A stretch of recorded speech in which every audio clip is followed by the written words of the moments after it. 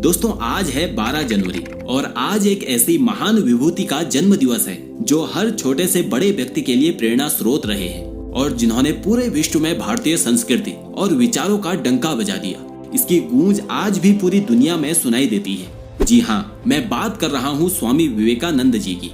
मन से एक सन्यासी जो कि आधुनिक दुनिया के तौर तरीकों से अच्छी तरह से वाकिफ थे। उनकी जिंदगी में एक दौर ऐसा आया जब उन्होंने पूरे विश्व को हिंदुत्व और अध्यात्म का ज्ञान दिया। 11 सितंबर 1993 में अमेरिका के शिकागो में धर्म सम्मेलन का आयोजन हुआ था, जिसमें अपने अपने देशों को रिप्रेजेंट करने के लिए उनके लोग आए थे और भारत की ओर से गए थे स्वामी विवेकानंद। स्वामी विवेकानंद द्वारा उस धर्म सम्मेलन में दिया गया भाषण भारत के इतिहास में गर्व और सम्मान की घटना के तौर पर दर्ज हो गया। उनके भाषण में आर्ट इंस्टीट्यूट ऑफ शिकागो पूरे 2 मिनट तक तालियों से गूंजता रहा। आज मैं उनके द्वारा दिए गए उस ऐतिहासिक भाषण को समराइज करके आपके सामने प्रस्तुत कर रहा हूँ। तो चलिए शुरू करते हैं। मेरे अमेरिकी भाइयों और बहनों, मैं आपको दुनिया की प्राचीनतम संत परंपरा की ओर से धन्यवाद देता हूँ। मैं सभी धर्मों की जननी की तरफ से धन्यवाद देता हूँ। मैं सभी जातियों और संप्रदायों के लाखों करोड़ों हिंदुओं की तरफ से आपका आभार व्यक्त करता हूँ। यह जाहिर करने वालों को भी मैं धन्यवाद देता हूँ जिन्होंने बताया कि दुनिया में सहिष्णुता का विचार पूरब के देशों से फैला। मुझे गर्व है कि मैं एक ऐसे धर्म से हूँ जिसने दुनिया को सहनशीलता और सार्वभौमिक स्वीकृति का पाठ पढ़ाया। हम सिर्फ सार्वभौमिक सहनशीलता में ही विश्वास नहीं करते, बल्कि हम विश्व के सभी धर्मों को सत्य के रूप में स्वीकार करते हैं। मुझे गर्व है कि मैं उस देश से हूँ जिसने सभी देशों के सताए गए लोगों को अपने यहाँ शरण दी। मुझे गर्व है कि हमने अपने दिल में इजराइल की वो पवित्र यादें सजो रखी है जिनमें उनके धर्म स्थलों को रोमन के हमलावरों ने तहस नहस कर दिया। फिर उन्होंने दक्षिण भारत में शरण ली।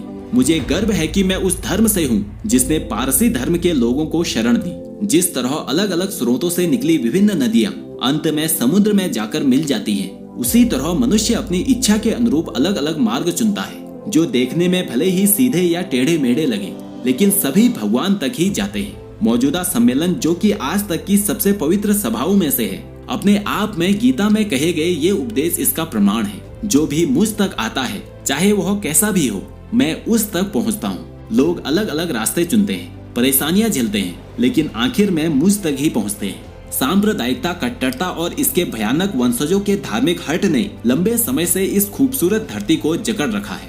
उन्होंने इस धरती को हिंसा से भर दिया है और कितनी ही बार यह धरती खून से लाल हो चुकी है। ना जाने कितनी सभ्यताएं नष्ट हो गई है और कितने देश मिटा दिए गए, लेकिन लोगों में इतने मतभेद क्यों रहते हैं? इसका कारण जानने के लिए मैं आपको एक छोटी सी कहानी सुनाता हूँ। एक कुएं में बहुत समय से एक मेढक रहता था।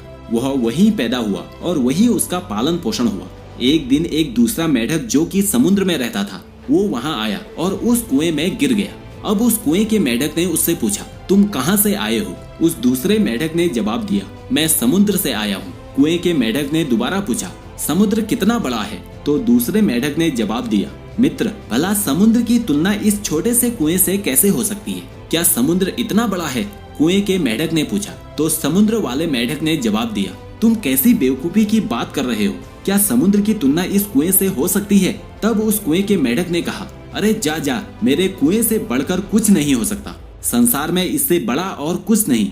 यही कठिनाई हमेशा से रही है। मैं हिंदू हूँ। मैं अपने कुएं में बैठा यही समझता हूँ कि मेरा कुआं ही संपूर्ण संसार है। ईसाई भी अपने कुएं में बैठे हुए यही समझता है कि सारा संसार उसी कुएं में है, और मुसलमान भी अपने कुएं में बैठा हुआ उसी को सारा ब्रह्मांड समझता है। मैं आप अमेरिका वालों का धन्यवाद करता हूँ क्योंकि आप हम लोगों के इन छोटे छोटे संसारों की क्षुब्ध सीमाओं को तोड़ने का प्रयत्न कर रहे हैं। प्राचीन काल में संसार में केवल 3 धर्म विद्यमान थे, हिंदू धर्म, पारसी धर्म और यहूदी धर्म। लेकिन यहूदी धर्म ईसाई धर्म को अपने अंदर समाहित नहीं कर सका, जिसके कारण उन्हें अपने जन्म स्थान से ही बाहर निकाल दिया गया और वहीं पर सिर्फ मुट्ठी भर पारसी बचे हैं अपने महान धर्म की कहानी बताने के लिए। लेकिन भारत में एक के बाद एक न जाने कितने संप्रदायों का उदय हुआ और उन्होंने वैदिक धर्म की जड़ को हिला दिया। हिंदू जाति को अपना धर्म वेदों से प्राप्त हुआ है। उसकी धारणा है कि वेद अनादि और अनंत है।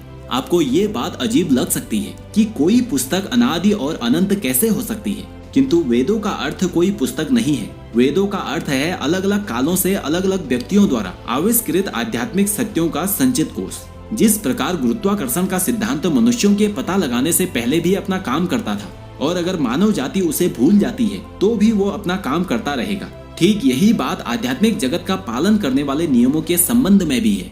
वेद हमें सिखाते हैं कि सृष्टि का न आदि है और न अंत। कुछ लोग जन्म से ही सुखी होते हैं और पूर्ण स्वास्थ्य का आनंद भोगते हैं। उन्हें सुंदर शरीर, उत्साहपूर्ण मन और सभी आवश्यक सामग्रियां प्राप्त होती है। लेकिन वहीं दूसरी ओर कुछ लोग जन्म से ही दुखी होते हैं। किसी के हाथ या पांव नहीं होते तो कोई मूर्ख होते हैं और येन केन प्रकारेण अपने दुखमय जीवन में दिन काटते हैं। ऐसा क्यों? अगर सभी को एक ही ईश्वर ने उत्पन्न किया हो तो फिर उसने एक को सुखी और दूसरे को दुखी क्यों बनाया? भगवान ने ऐसा पक्षपात क्यों किया? देखिए, हमारे शास्त्र हमें बताते हैं कि ईश्वर कोई पक्षपात नहीं करते। इसलिए इस जन्म से पूर्व ऐसे कारण रहे होंगे जिनके फल स्वरूप मनुष्य इस जन्म में सुखी या दुखी हुआ करते हैं, और ये कारण है उनके पिछले जन्मों के कर्म। वेद हमें प्रेम के संबंध में इसी प्रकार की शिक्षा देते हैं। श्री कृष्ण ने, जिन्हें सभी लोग पृथ्वी पर भगवान का अवतार मानते हैं, उन्होंने भी हमें उपदेश दिया है कि मनुष्य को इस संसार में कमल के पत्तों की तरह रहना चाहिए।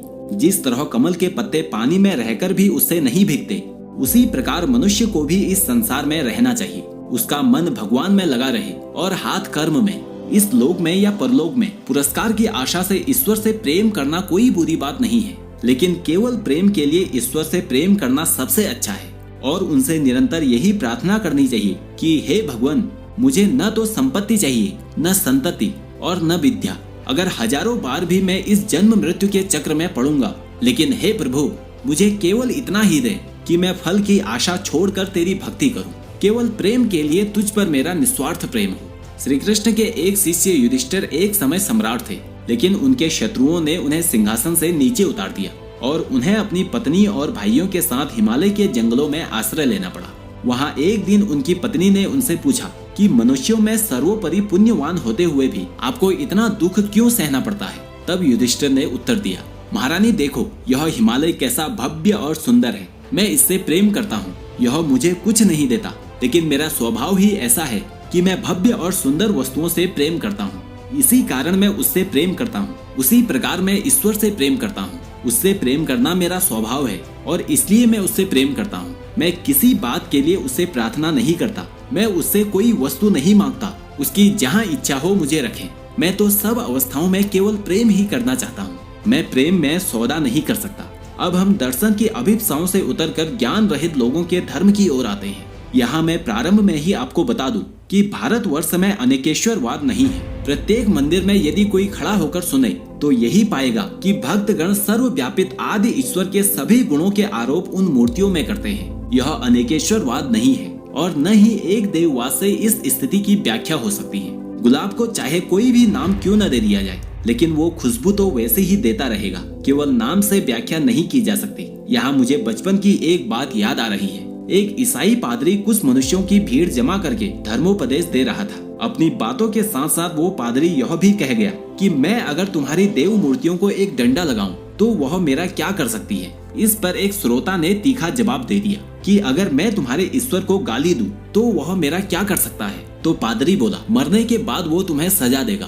तभी वो हिंदू भी तन कर बोला, तुम मरोगे तब ठीक उसी तरह हमारी देव मूर्ति भी तुम्हें दंड देगी। वृक्ष अपने फलों से जाना जाता है, लेकिन अंधविश्वास मनुष्य का महान शत्रु है, पर धर्मांधता उससे भी बढ़कर है। एक बात आपको अवश्य बतला दूं, भारतवर्ष में मूर्ति पूजा कोई जघन्य बात नहीं है। वह व्यभिचार की जननी नहीं है, वरन वह अविकसित मन के लिए उच्च आध्यात्मिक भाव को ग्रहण करने का उपाय है। हिंदुओं में भी बहुत सारे दोष हैं, उनके कुछ अपने अपवाद हैं, पर यह ध्यान रखिए कि उनके दोष अपने शरीर को ही उत्पीड़ित करने तक सीमित है। वो कभी अपने पड़ोसियों का गला काटने नहीं जाते। एक हिंदू व्यक्ति भले ही अपने आप को चिता पर जला डाले, लेकिन वो विधर्मियों को जलाने के लिए कभी भी अग्नि प्रज्वलित नहीं करेगा और इस बात के लिए उसे अधिक दोषी नहीं ठहराया जा सकता। अतः हिंदुओं की दृष्टि में समस्त अलग अलग रुचि वाले स्त्री और पुरुषों की विभिन्न अवस्थाओं एवं परिस्थितियों में से होते हुए एक ही लक्ष्य की ओर यात्रा है, प्रगति है। हिंदुओं का कहना है कि ये विरोध केवल आभासी है। उनकी उत्पत्ति सत्य के द्वारा भिन्न अवस्थाओं और प्रकृति के अनुरूप अपना समायोजन करते समय होती है। भगवान ने अपने कृष्णा अवतार में हिंदुओं को यह उपदेश दिया है कि प्रत्येक धर्म में मैं मोती की माला में सूत्र की तरह पिरोया हुआ हूँ। जहाँ भी तुम्हें मानव सृष्टि को अनंत बनाने वाली और पावन करने वाली अतिशय पवित्रता और असाधारण शक्ति दिखाई दे,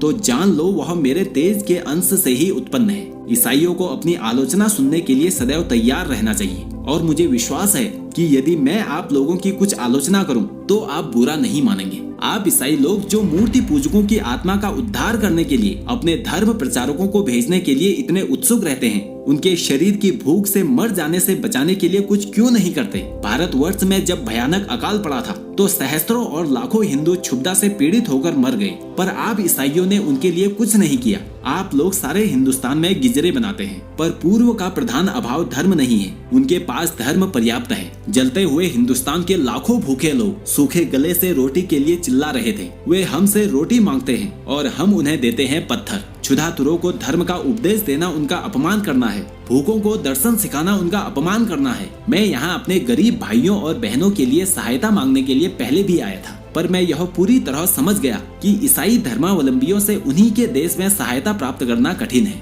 धार्मिक एकता की सर्व सामान्य भित्ति के विषय में बहुत कुछ कहा जा चुका है। इस समय में इस संबंध में अपना मत आपके सामने नहीं रखूंगा, किंतु यदि यहाँ कोई यह आशा कर रहा है कि यह एकता किसी एक धर्म की विजय और बाकी धर्मों के विनाश से सिद्ध होगी, तो उनसे मेरा कहना है कि भाई तुम्हारी यह आशा असंभव है। क्या मैं यह चाहता हूँ कि ईसाई लोग हिंदू हो जाएं? कदापि नहीं, ईश्वर भी ऐसा ना करे। क्या मेरी यह इच्छा है कि हिंदू या बौद्ध ईसाई हो जाए? ईश्वर इस इच्छा से बचाए। बीज भूमि में बो दिया गया और मिट्टी, वायु तथा जल उसके चारों ओर रख दिए, तो क्या वह बीज मिट्टी हो जाता है अथवा वायु या जल हो जाता है? नहीं, वह तो वृक्ष ही होता है। वह अपनी वृद्धि के नियम से बढ़ता है। वायु, जल और मिट्टी को पचाकर उनको उद्भिद पदार्थ में परिवर्तित करके एक वृक्ष हो जाता है। ऐसा ही धर्म के संबंध में भी है। ईसाई को हिंदू या बौद्ध नहीं हो जाना चाहिए और न ही हिंदू अथवा बौद्ध को ईसाई, पर हाँ प्रत्येक को चाहिए कि वह दूसरों के सार भाग को आत्मसात करके लाभ ले। इस धर्म महासभा ने दुनिया के सामने अगर कुछ प्रदर्शित किया है